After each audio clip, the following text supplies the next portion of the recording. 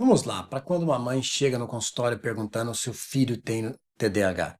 Imagina a seguinte cena: uma mãe entra no consultório com o caderno escolar do seu filho pré-adolescente. O professor escreveu 3 bilhetes na mesma semana. Está agitado, não termina as tarefas, briga no recreio, irritado. E essa mulher me pergunta com aquele cansaço que só os pais reconhecem: Doutor, isso aqui é TDAH? Aí eu olho para ela e penso numa pergunta que quase ninguém faz antes da consulta com o psiquiatra. O que entrou na boca dessa criança nos últimos 4 anos? Vamos lá, o que os estudos canadenses encontraram? Em março deste ano, 2026, um grupo liderado por Megan Kavanagh publicou na JAMA Network Open um estudo da Child Cohort, uma coorte prospectiva canadense. São estudos de acompanhamento de uma vida toda, dificílimos de se fazer e que trazem respostas muito importantes para uma compreensão evolutiva e causal. Eles olharam para o que 2.077 crianças dessa coorte comiam aos 3 anos e 2 anos depois mediram o comportamento delas com Child Behavior Checklist, um questionário validado, respondido pelos cuidadores. O achado aqui é o tipo de coisa que muda a conversa do consultório. Para cada 10% a mais de calorias vindas de ultraprocessados aos 3 anos, havia aumento significativo nos sintomas internalizantes, como ansiedade e medo, e nos externalizantes, como agressividade e hiperatividade aos 5 anos. Ou seja, muda para os dois lados, internalizantes e externalizantes. E eu não estou falando de um doce ocasional, não é isso. Eu estou falando do salgadinho diário, do dia a dia, suquinho na caixinha do lanche, o iogurte com cara de saúde, quando você vai ler a lista de ingredientes, parece um laboratório, parece um refrigerante. Então, olha só o detalhe que importa. Antes de avançar, é preciso ser bastante realista. Esse é um estudo observacional que não prova causa. A criança que come um ultraprocessado, ela pode estar comendo mais por 1.000 razões que também afetam o comportamento, ou seja, aquilo pode não ser a causa do problema, mas pode ser um marcador, por exemplo, de estresse familiar, uma rotina caótica, sono ruim. O efeito é, de fato, estatisticamente significativo, mas modesto no plano individual. Ninguém vai trocar lasanha congelada por brócolis e ver o filho virar Buda em um final de semana. Mas o sinal não está sozinho, porque há outros estudos que vão no mesmo sentido. Uma outra corte, a AUSPAC, do Reino Unido, com mais de 14.000 crianças, já tinha mostrado relação parecida entre dieta industrializada precoce e dificuldades de comportamentos na infância. São coortes diferentes, populações diferentes, com instrumentos diferentes, mas a flecha aponta para o mesmo insight, sempre para o mesmo lugar.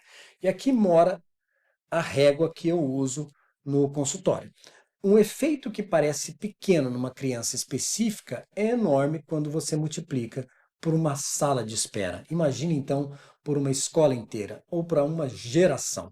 É a diferença entre o que importa para a mãe que está ali na minha frente e o que importa para o pediatra que vai ver outras 20 ou 30 consultas ao longo de um dia de trabalho. Então vamos lá. O que acontece no almoço? Tem uma cena que se repete nos prontuários e que esse estudo nos obriga a olhar com cuidado. A criança chega cansada da escola, irritada, sem fome de comida de panela, de comida de verdade, mas aceita o macarrão instantâneo, aceita o nugget, recusa o feijão. O pai, a mãe, exausto, cedem, porque o que importa é que ela coma alguma coisa. 1 ano disso, 2 anos, 3 anos, 4 anos, a mesma toada. Quando essa criança chega ao consultório aos 7, aos 8 anos, com inquietação, choro fácil, dificuldade de atenção, não dá mais para o profissional saber separar o que é temperamento do que é o resultado de 4 anos de comida de mentira, que estimula sem nutrir. Comida que estimula sem nutrir. É essa expressão que ficou comigo depois do contato com esses estudos. O cérebro recebe pico de açúcar, recebe gordura ruim, recebe sal, recebe sinal, mas não recebe matéria-prima para construir o que precisa naquela idade em especial. Isso não é culpa de ninguém, é um ambiente alimentar que fomos construindo de uma maneira praticamente inconsciente enquanto trabalhávamos demais e dormíamos de menos, né? Vale a pena para quem se interessa pelo assunto ler os livros do Michael Pollan. É uma aula, uma masterclass sobre o assunto, é o ponto de partida. Antes de considerar um estimulante para essa criança, antes de marcar uma avaliação neuropsicológica, antes de listar os critérios do DSM com a mãe, vale a pena perguntar o que tem na geladeira, o que tem na lancheira. Quantas refeições da semana passada começaram com uma embalagem? Outro dia, uma mãe pensou um pouco e me respondeu baixo: doutor, acho que todas. E ficou em silêncio. Não foi uma vergonha, foi a primeira vez em anos que ela parou para pensar nisso, para refletir. Isso não atrasa o tratamento de quem precisa. Quem precisa de tratamento precisa mesmo. Também não substitui o diagnóstico, não substitui medicação quando ela é necessária, mas reordena a investigação e acrescenta um outro fronte de intervenção. Porque a psiquiatria séria, ela deve começar antes da prescrição. Começa no que o paciente comeu, no seu nível de atividade física, sua qualidade de sono, no seu lifestyle. Isso não é blá blá blá, isso é fato e tem muito estudo mostrando evidência de melhoras. Então, fica a dúvida.